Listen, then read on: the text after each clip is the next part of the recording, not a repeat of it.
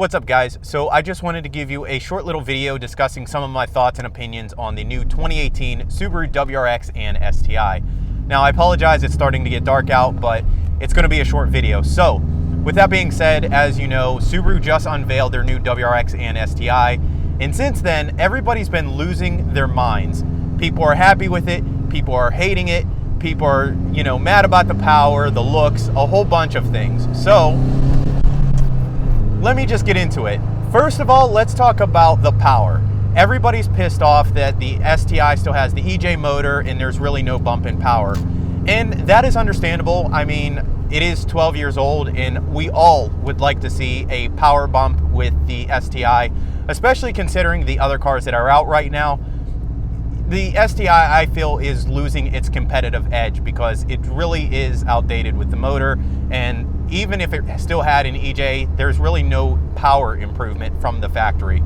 Not to say that you can't tune one, of course you can, but if you're paying over $40,000 for an STi, who wants to pay an extra several $1,000s to, pick up an access port and all the parts and have it tuned? So as far as power goes, it kind of sucks that they didn't bump up the power from the factory, but I want to remind you that it is just a refresh. So they really weren't going to improve the power on it anyhow. That's really not what a refresh is about. Hopefully, we will see a power bump in 2020 or whenever Subaru releases the next generation of STi. As far as the interior goes, I think it looks pretty good overall. It's not exactly what a lot of people wanted, but Subaru kind of has to try and cater to what the majority of buyers are going to be happy with. And I know there's a lot of people who wanted to see Recaros like the Evo 10 had. Unfortunately, we didn't get those, but I really can't be upset about the interior. I think it's fine the way it is. Again, hopefully we'll see more improvements in 2020. So let's move on to the part of the car that everybody is upset about, which is the exterior. Now, so we're all on the same page. I'm going to discuss the WRX and STi as they were unveiled at the Detroit Auto Show, but I understand that there are different features that are available with different trim levels. But just for the sake of this video, I'm going to talk about them as they were unveiled. So first of all, a lot of people are saying that the WRX and STi looks a lot like the Evo 10 yet again, which I could see that a little bit if you look at the front and maybe tilt your head and squint a little bit, but I only see two features that really kind of mimic the Evo, which first of all is the headlights, which we saw firstly on the 15 and 16 WRX and STi. And there's this weird kind of protrusion halfway through the bottom line of the headlight, which is similar to what the Evo has. So again, I think that has more to do with Subaru trying to be trendy and do what's cool right now, rather than them just blatantly ripping off of Mitsubishi, but I don't really know. Again, the hood is similar to the Evo. It's a square hood with these angular cuts over the headlights that they retained for the 18 model year. Again, I think it has more to do with Subaru trying to be cool and trendy rather than them ripping off of the Evo, but we'll have to see. Other than that, I really don't see that many cues from the Evo. I'll admit the front bumper, the little, mustache piece, whatever you want to call it, the black trim in the center of the bumper looks a little bit Evo-ish, but I don't know why Subaru put that there in the first place, because it certainly doesn't look better than the 15 bumper did, but they have that, which kind of looks Evo-ish. I don't know who the hell designed that, but I think it's retarded.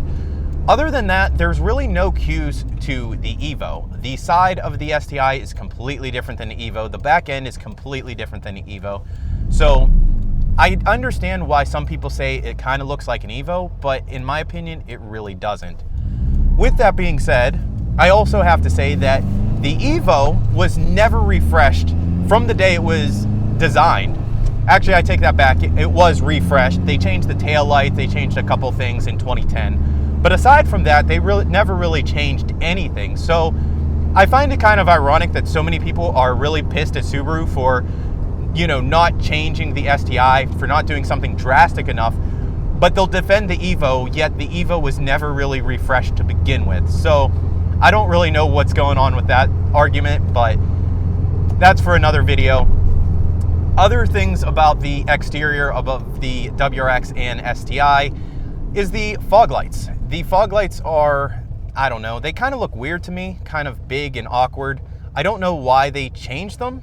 I think they kind of tried to take their cues from the 15, 16 model year And they tried to make them bigger, but they didn't really make them better. I don't know, they just look more awkward to me.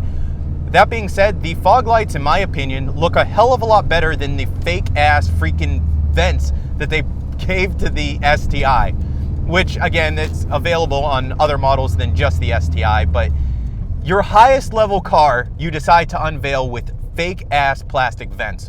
And I'm not even upset that they're plastic. My issue is that they're fake. And in the pictures, you can clearly see that they're plastic vents and they don't go anywhere. I mean, come on, that's like 2001. You serious? My third generation Eclipse had fake plastic vents like that, and they looked horrible freaking 10, 15 years ago. So who designed that and thought it would be a good idea is beyond me.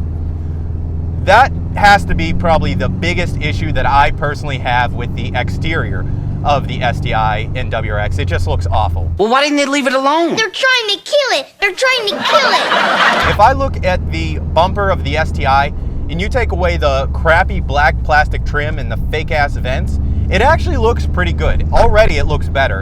And I would take just the lines of the painted area and bring it out a little bit, angle it a little bit more, make it a little bit more aggressive, and that would be a badass bumper. I would not be ashamed to have that on my car. Unfortunately, Subaru didn't do that for one reason or another. Maybe they have some reason that they did it and they made it look so bad. I don't know, maybe they want to really blow us away in 2020, who the hell knows. But front bumper is garbage in my opinion. The rest of the exterior looks pretty good. The back end looks good. The sides look fine. Now, I'm really not a fan of the 19-inch wheels. I really don't see a need for them. They have no performance improvement for them whatsoever. In fact, they just degrade performance because you have a lot more unsprung mass, and that's more rotational mass that you have to get started whenever you're launching the car. So I really don't understand why they did that. I guess maybe to clear the bigger 6-piston Brembos. Good on you, Subaru. Awesome Brembos. Although I have to say, I did beat you to the color. So if you haven't seen my brake caliper video, check that out. I'll drop a link in the description down below. But Brembos are pretty sweet. I'm digging those. But the wheels, I'm not a fan of. I just think they're way too big. And honestly, I could see a big difference even in my setup. I have 18-inch Pro Drives for my summer setup, and I have 17-inch the stock BBS wheels for my winter setup. And I could see a huge difference even in my car switching between summer and winter. So I can't imagine going to 19-inch wheels in an STi. I don't really see the need for that. So those are my thoughts and opinions on the new WRX and STi. I'm curious to hear what you guys think, so leave your opinions in the comments down below. Give this video a like and subscribe if you haven't already. I'll catch you guys later. They're trying to kill it. They're trying to kill it. What I really want to address in this video is my decision to repaint my car. I've received several comments and questions on multiple videos about my decision to repaint my car. A lot of them are asking the same question, which is, why would you choose to repaint your car when you could either plasti dip it or wrap it, which are both cheaper?